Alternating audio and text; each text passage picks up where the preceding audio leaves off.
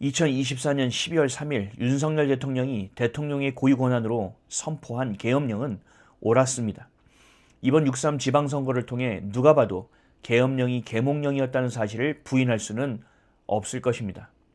왜 계엄을 해야만 했는지 많은 사람들이 이야기했습니다.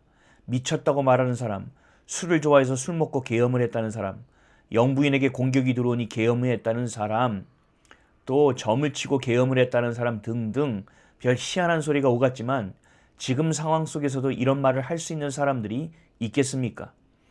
우리나라 역사 가운데 내란을 통해 국가가 넘어가기 직전 이를 막기 위해 벌린 12.12 계엄을 12.12 사태 군사 반란이라고 말하는 사람들도 있습니다.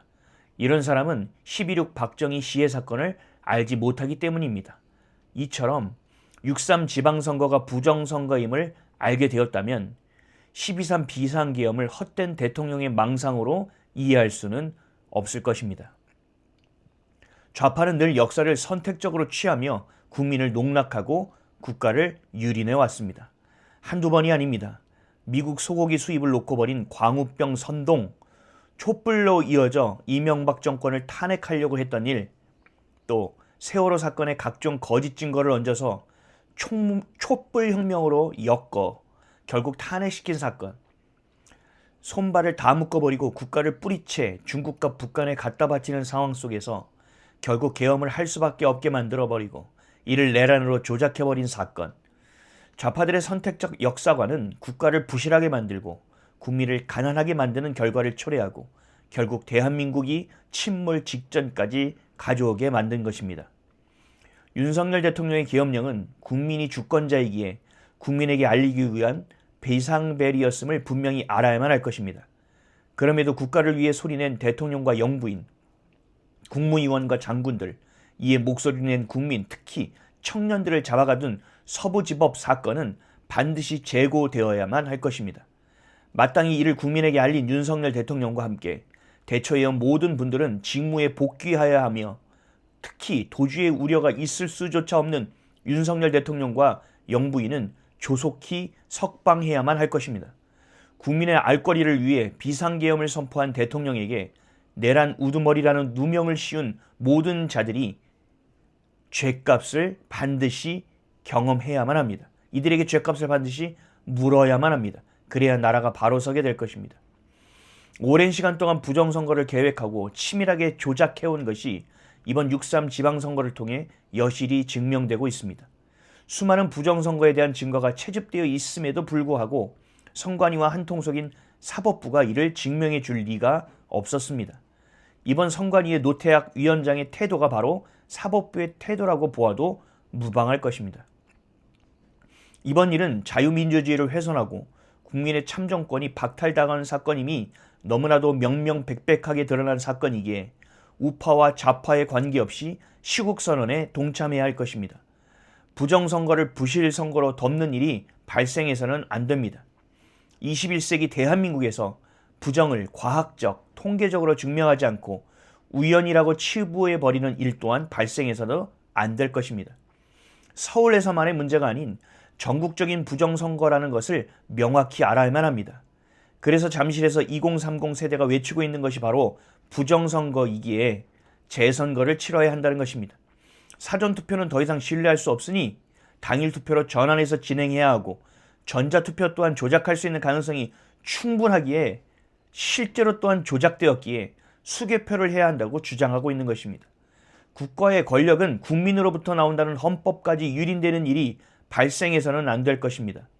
얼마나 오랜 시간 동안 이 나라를 삼키기 위해 종북 공산주의자들이 힘써왔는지가 여실히 드러났기에 그 꼴이인 이재명이 아닌 머리통이 어디 있는지까지 찾아내야만 합니다. 대한민국을 뿌리부터 다시 뒤집어 리셋해서 재건하지 않는 이상 이러한 혼란은 지속되고 가중될 것입니다. 특별히 성도들은 잘 들으셔야 합니다. 얼마 전에 있었던 스타벅스의 탱크데이 논란으로 좌파들에게 좌포가 찍혀 불매운동이 일어났던 사건 기억하십니까? 그래서 우파들이 가서 스타벅스를 사주는 일이 있었습니다. 근데 잘 아셔야 됩니다. 스타벅스는 우리가 잘 알다시피 동성애 운동에 앞장서는 기업이며 기업의 로고에 버젓이 사탄의 상징이 그려져 있는 기업이기도 합니다. 전쟁 중이지만 헷갈리거나 잊어서는 안 될 것입니다. 지금 좌파교회까지 동참해서 시국 선언을 하며 재선거를 외치고 있습니다. 맞습니다. 국민이라면 외쳐야만 합니다. 하지만 여러분은 헷갈려서는 안 됩니다. 기독교인이기에 지금의 상황 속에서 깨어 있어야만 하지만 더 날카롭게 깨어 있어야 할 것입니다. 이번 6.3 부정선거로 인해 눈을 더 크게 뜨셔야만 합니다. 이전처럼 좌파교회에서 나와 무조건 우파교회, 시국선언하는 교회로 가서는 안 됩니다. 명확하게 하셔야 됩니다. 부정선거, 재선거, 6.3 지방선거, 원천무효, 사전투표 폐지, 당일투표, 전자투표가 아닌 수개표, CCP 아웃. 여기에서 그치면 안 됩니다. 교회는. 여기에 몇 가지를 더 붙여야 됩니다. WCC, WEA, NCCK, 로잔대 아웃. 차별금지법 절대 불가.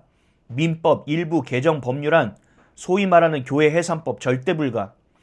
혼인하지 않아도 혈연이 아니어도 두 사람이 합의해 생활을 공유하는 관계를 결혼처럼 법적으로 인정하고 일정한 권리를 부여하는 생활 동반자 관계에 관한 법률안 결사반대. 원치 않은 임신의 유지를 강요받지 않고 임신 출산 여부와 그 시기를 정할 수 있는 것. 결국 낙태 합법화, 모자보건법 일부 개정 법률안 결사반대. 우리는 여기까지 가야 됩니다. 반성경적 법안을 지속적으로 추진해 오고 있고 지금의 거짓 정권은 이를 완전히 개정하려고 마음먹었습니다. 이 와중에도 서울 퀴어 문화축제, 동성애 축제가 여전히 서울에서 벌어집니다. 6월 13일 토요일 남대문로 쪽에서 서울 퀴어 퍼레이드를 진행합니다. 그래서 아마도 거룩한 방파제가 6월 13일 도심에서 대규모 통합 국민대회를 연다고 합니다. 반대해야 합니다. 목숨 걸어야 됩니다. 차별금지법이 통과되면 교회는 꿀먹은 벙어리가 될 것이 뻔합니다. 가짜 교회는 건재할 것이고 진짜 교회만 마녀 사냥 당할 것이 뻔합니다. 하지만 지금 상황 속에서 부정선거보다 더 중요한 것은 없습니다. 부정선거로 정권을 잡은 자들이 가장 먼저 추진하는 법이 바로 차별금지법이기 때문입니다. 여러분, 영적인 화력도 모아야 합니다. 지금 불 붙여주신 그때를 잘 보고 깨어있는 교회는 기민하게 움직여야 합니다. 자유민주주의 대한민국을 좀먹는 반국가 세력은 윤석열 대통령을 내란 우두머리로 몰아 제거하려고 했던 그 장대에 자신들이 달리는 놀라운 불임절의 은혜가 우리에게도 있기를 함께 기도해야 할 것입니다. 국부 이승만 대통령은 이렇게 말씀하셨습니다. 용기 있는 한국인은 차라리 전장에서 죽을지언정 공산주의자 앞에 무릎 꿇지는 않을 것이다. 아멘이 절로 나옵니다. 2030 청년들이 불의에 저항하며 무릎 꿇지 않고 용기 있게 잠실에서 지금도 부정선거, 재선거, 당일투표, 수개표를 외치고 있습니다. 6.3 지방선거의 원촌 무효를 주장하고 있습니다. 여기에 하나님이 붙여주신 그 불에 교회가 함께 참여해야 합니다. 예배하고 하나님이 일하시기를, 하나님이 이 불의한 것들을 심판해 주시기를 함께 기도해야 할 것입니다. 한국교회가 정신 못 차리면 성도들이라도 정신 차려야 합니다. 이 교회가 아니라고 마음이 들었다면 여러분 나와야 합니다.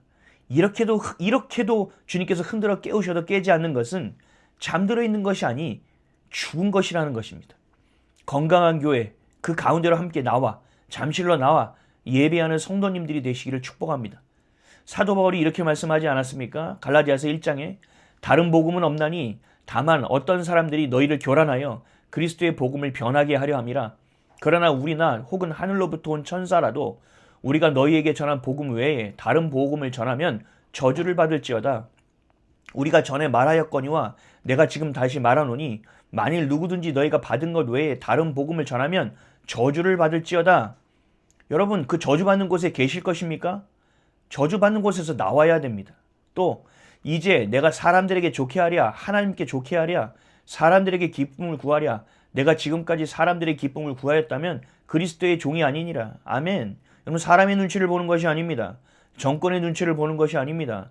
오직 하나님이 기뻐하시는 것이 무엇인지를 보아야만 하는 것입니다. 그리고 기도하며 행동해야 될 때가 되었습니다. 오직 우리의 유일한 소망이며 표대 되시는 예수 그리스도만을 따르는 저와 여러분 되시기를 예수 그리스도의 이름으로 축복합니다. 이 대한민국이 반드시 하나님 손에 꽉 붙들려 예수님 오실 길을 예비하는 나라가 될 것을 확신합니다. 아멘. 모쪼록 이 혼란의 시기 속에서 더욱더 거룩함의 칼날을 날카롭게 갈아서 옳고 그름을 잘 분별하시기를, 그래야 더 거룩한 길, 그 길만을 선택하는 저와 여러분 되시기를 주님의 이름으로 축복합니다. 대한민국은 반드시 하나님께서 붙들어 깨우실 것이고 저와 여러분을 통하여 다시 세워 놓으실 것입니다. 그리하여 그 다음 북한을 통하여, 대륙을 통하여 주님 오실 길을 예비하는 놀라운 일들을 감당하게 될 것입니다. 할렐루야! 이미 승리했습니다.